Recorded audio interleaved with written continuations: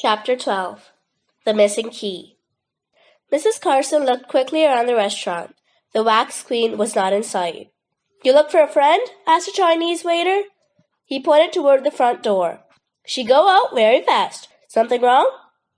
"I hope not," replied Cousin Cynthia. She quickly paid the check and hurried out to the street. The sculptress was not in sight, but Louise and Jean were coming around the corner with a policeman.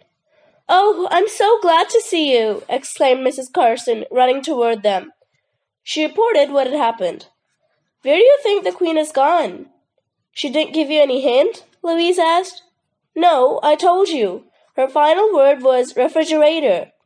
"Maybe she's gone home to her refrigerator," Jean said, "although that doesn't seem to make much sense." "We'll look there," Officer Hobart decided. "We have to start somewhere. My orders are to bring her in, and I intend to do it." As they hastened towards the wax queen's shop, the girls told their cousin what they had learned in the kitchen and at the police station. "Who do you think the bearded man is?" Mrs. Carson asked. "I think he works for the Queen's brother," Louise replied. "Probably Denver figured that if the Queen were injured by the trap and unable to work, she would sell him the shop." "What a terrible man!" Mrs. Carson said with a shiver. As she spoke, they reached the Queen's shop and Officer Hobart rang the bell of her apartment. There was no answer. He rang again, then pounded hard. In a moment they heard footsteps coming slowly down the stairs. The lock turned and the door opened. The Queen stood there, white-faced. "Oh!" she gasped upon seeing the policeman. "Now, my dear," Mrs. Carson said firmly, "remember what you decided." "You shouldn't have run away," Louise said kindly. "There's nothing to be afraid of." "But I didn't mean to run away," the Queen said. "I had to come here immediately to check what I just learned through my ESP. I intended to rejoin you and go to the police." For a moment the officer looked nonplussed. Then he straightened his shoulders and said briskly, "You are Mrs. Wendell Moffat Campbell?" "Yes," said the Queen. "You will come with me, please." "Oh, but first I must show you something upstairs. I think I can prove who stole the bust from my shop and how it was done. Please believe me," she added. "All right," said the officer, "but make it quick." She led them upstairs, took a key from her purse, and unlocked the door. "I was just getting ready to go in," she explained, "when he rang downstairs." She led the way into a tastefully decorated living room. It was softly lighted by 2 alabaster lamps, which had been left burning at each end of a red velvet sofa. "Now, Mrs. Campbell," said Officer Hobart, "suppose you explain what this is all about." The Queen invited them to sit down and started to tell the policeman of her ESP powers. "I heard about that," he said briefly. "Why did you come here?" "Because I must check in my refrigerator before I can be sure the ESP message was correct," she replied. "Follow me." Puzzled and somewhat amused, the others trailed her to the kitchen. The Queen flung open the refrigerator door. "The message was right!" she exclaimed. "The key is gone!" "What key?" Mrs. Carson asked. "Your refrigerator has no key." The wax queen chuckled. She put her finger on a small prong under a shelf. "I hung a key to my shop on that hook. It was the old key before the locks were changed. You can see someone has taken it." "And your ESP told you who it was?" Louise asked. The sculptress said that while concentrating, she had a mental image of a tall, thin man taking the key from the refrigerator. "But his face was blurred," she added, "and he talked sort of garbled, as if his mouth were full of pebbles." Jean spoke up. "But you know who he is?" Mrs. Campbell smiled. "I think so. His strange way of speaking is a good clue." She explained that shortly before Queen Victoria had appeared, a man with the same kind of speech defect had come to the apartment looking for work. He had good references with him as a window washer, so I let him in. I must say he left the window panes shining.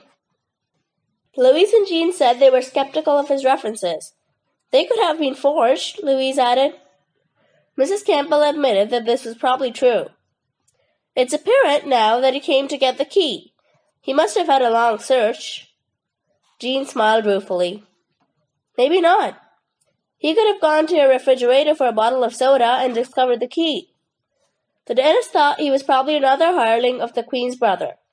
Louise asked the Queen Who else has been to your apartment in the past few weeks? No one except my sister Winnie and my brother Fred. As she said this, the Queen's eyes snapped. At the time, he made his usual demand that I sell him the shop and everything in it at a ridiculous price. I told him to get out and stay out. Mrs. Campbell, Officer Hobart said firmly, you'll have to tell all this to Captain Brown. Let's go now. The sculptress appealed to the girls and their cousin to come with her. Of course, said Louise. We have things to tell the captain too. Half an hour later, they were seated in his office and the wax queen had told her story. The Danas followed with an account of their adventures and what they had surmised about the case. The captain looked grave. Your brother is a dangerous man, he said to the Queen, and you're foolish. You should have come to me as soon as the Victoria bust appeared in your shop. I know, said the woman humbly. These girls have been urging me to tell you everything. Captain Brown smiled as he regarded the Danas. From what you've told me, I'd say you're certainly competent sleuths. The two girls blushed, and Cousin Cynthia spoke up promptly. Indeed they are, she said proudly, and told him of some of the cases which the girls had solved. The captain nodded, impressed. What do you think of this one? He asked the Danas. Louise repeated their theory that Moffat, alias Denver, had staged the two thefts of Victoria to maneuver his sister into a bad position with the police. Had it worked, said Louise, he would have managed to return Victoria, and thus exonerate his sister without implicating himself. But in return she would have to give him her shop. And the other two busts? The captain asked.